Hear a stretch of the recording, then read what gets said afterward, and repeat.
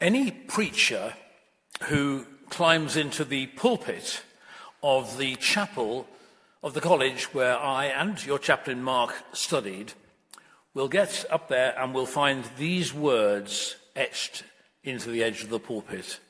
Sir. It probably should say stroke madam, but it says, Sir, we would see Jesus. Those are words taken from John chapter 12, where we read that a group of Greeks had come to the disciple Philip and said, Sir, we would see Jesus. And we read that Philip went to Andrew, and then Philip and Andrew went to Jesus and presumably said to Jesus, we've got some guys here who really want to meet you. And it was a great challenge to any preacher that the purpose of opening God's word is that we see Jesus more clearly. And my prayer is that those of us who were gathered together last week, that we saw Jesus, the risen Jesus, just a little more clearly as he gathered with the disciples in that locked room recorded in John chapter 20. And this evening we're going to move on in John's story, John's gospel story, into chapter 21, and again be with the disciples who seem to have decided to move north to their home region of Galilee in the north. And we're told that the group of them included Peter and Nathanael and Thomas and James and John. And then out of the blue, quite late in the day, Peter announces that he wants to go fishing. Now, did Peter just want to get on with his old life? After all, fishing is what he knows. Fishing is where he probably feels quite comfortable. Of course, it would feel very strange going back after all these years. But they had families, and I imagine the families were a bit bemused suddenly to have their guys back home after they had been off on their adventures for 3 years. And perhaps they were hoping that at last they'd start bringing in some money. But certainly the other disciples can't think of anything better to do, so they agree to tag along with Peter. After all, many of them were old hands. They knew the sea. They knew the habits of the fish. They were fishermen. But right through the night, they kept repeating that familiar ritual of lowering the net, and time after time, they hauled it in empty. Now the sun is just popping over the horizon. They're packing up their fishing gear. And then they spot a stranger on the shore. And then it comes, that question that no unsuccessful fisherman wants to hear. Have you caught anything? And of course the answer is no, nothing at all. And then to make it worse, the stranger on the shore wants to give them some advice after they've been fishing all night. Well, drop your net on the other side of the boat. You'll find fish there. Now, I haven't got a clue why they bothered to do that, but they did. And of course, very quickly, they began to struggle with the weight of fish that were caught in their net. And then there is this amazing moment when John knows who it is. And John says to Peter, Peter, it's the Lord. And typical Peter doesn't wait a moment. He jumps overboard and he starts swimming to the shore. Now this time the other disciples don't follow him immediately. They decide it's better to bring the net of fish ashore, which they do. And when they do so, they find the stranger already cooking fish on a charcoal fire. Jesus asks them to bring some of the freshly caught fish, and they have breakfast together. Can you imagine what that must have been like? So surreal, but so incredibly special. I don't know about you, but I think breakfast is actually my favorite meal. When you're not in a hurry, when you can really enjoy it. And for a couple of years before the outbreak of COVID, Eleanor and I, we used to open our home on a Sunday morning and just lay out a really nice breakfast for anybody who wanted to come by.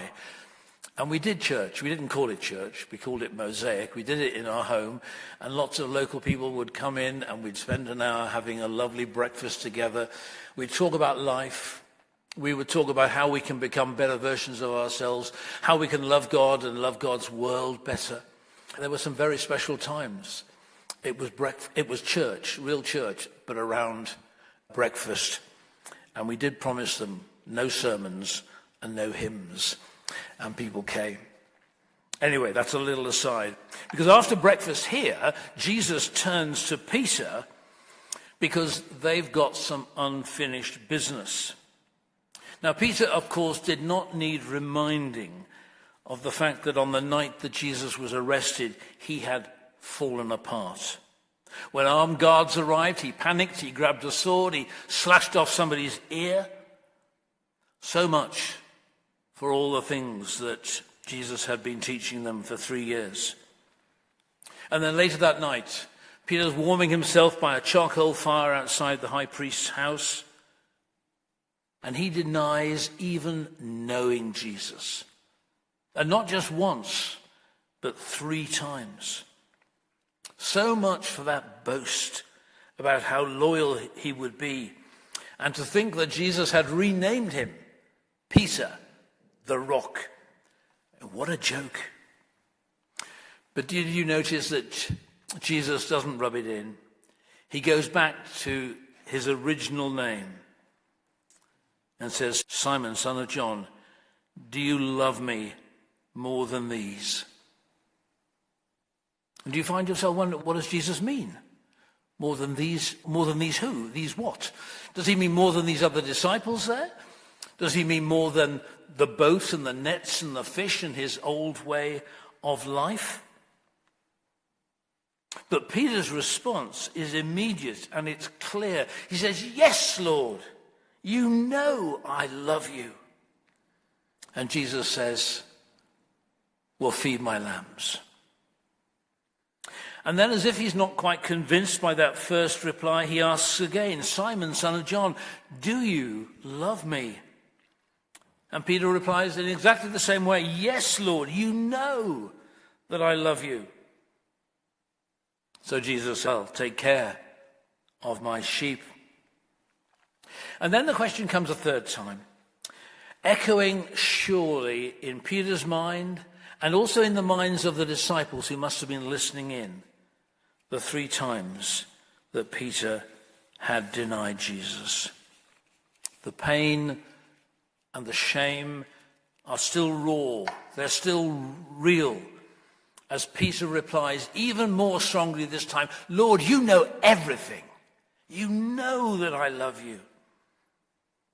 To which Jesus again says, feed my sheep. And that was it.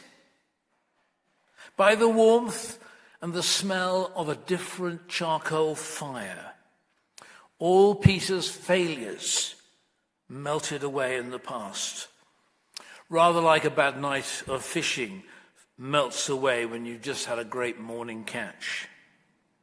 The past, with all its failures, didn't count anymore. Because what counts is love. God's healing love for us and our love for Jesus and for his flock. And then Jesus says something rather cryptic about the way in which Peter is going to die.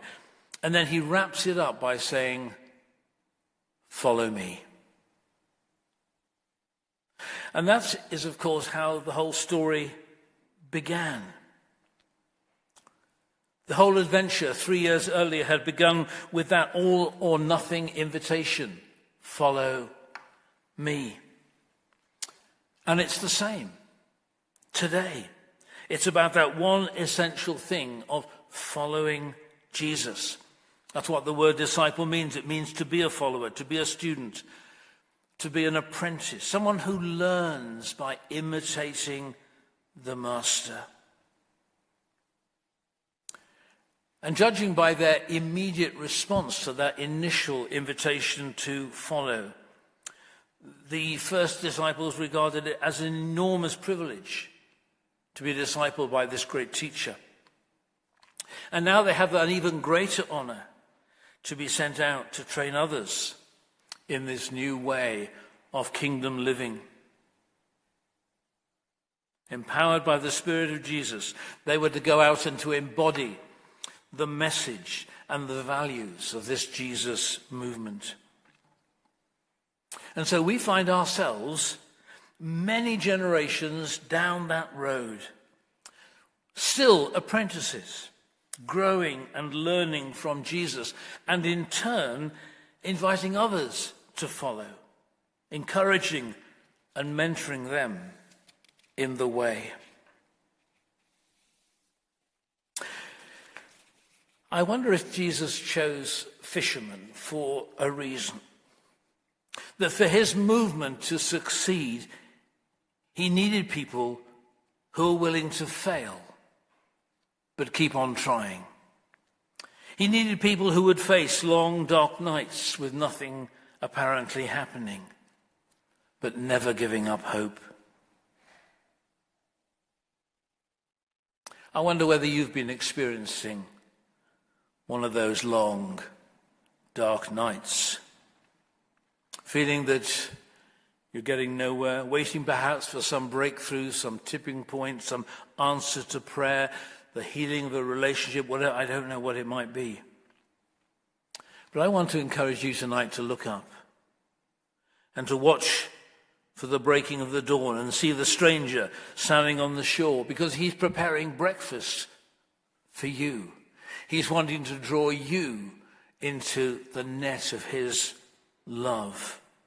He wants to restore and to refresh you with that love.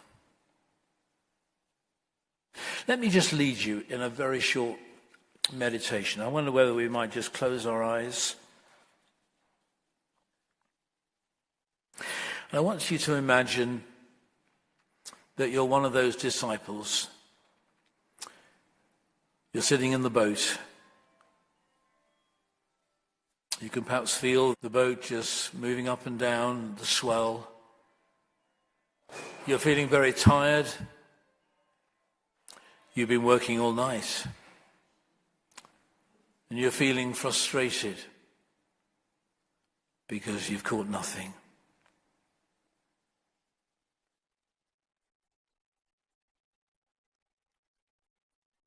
I want you to just think about the emotions that you are feeling. Maybe you're disappointed with God. You're confused by something that's happened.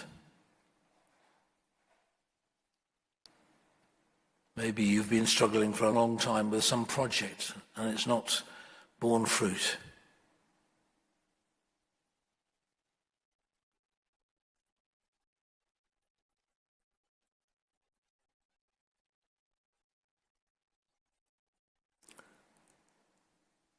Lift up your eyes and see the risen Jesus on the shore, inviting you by name to come and have breakfast,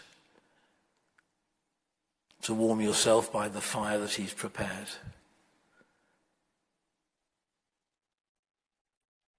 He wants to wrap you in his healing love. He wants to refresh your life and give you fresh hope. He wants to commission you. He's still got work for you to do.